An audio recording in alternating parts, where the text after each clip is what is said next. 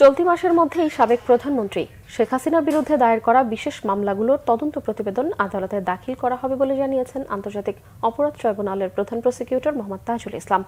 এরপর 1 থেকে 1.5 মাসের মধ্যে বিচার কাজ শুরু হবে বলেও জানান তিনি। শনিবার সিলেট নগরীর পিটিআই মিলনায়তনে স্বরাষ্ট্র মন্ত্রণালয়ের আয়োজনে এক কর্মশালায় তিনি এসব কথা জানান।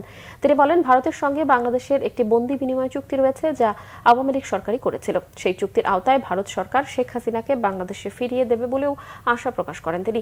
এছাড়াও শেখ হাসিনাকে ইন্টারপোলের মাধ্যমে ফিরিয়ে আনার চেষ্টা করা হবে।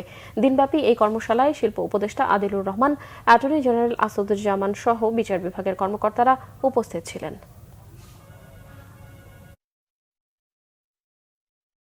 শেখ হাসিনা সহ প্রধান কয়েকটা মামলার তদন্তের রিপোর্ট এই মাসে অর্থাৎ মার্চ মাসের মধ্যেই আমরা পাবো বলে আশা করছি। এবং যদি আনুষ্ঠানিকভাবে এই তদন্তের রিপোর্ট আমরা পেয়ে যাই, তাহলে আমরা তারপরে 1 মাস বা 1.5 মাসের মধ্যে আনুষ্ঠানিক বিচারের যে প্রক্রিয়া সেটা শুরু হয়ে যাবে।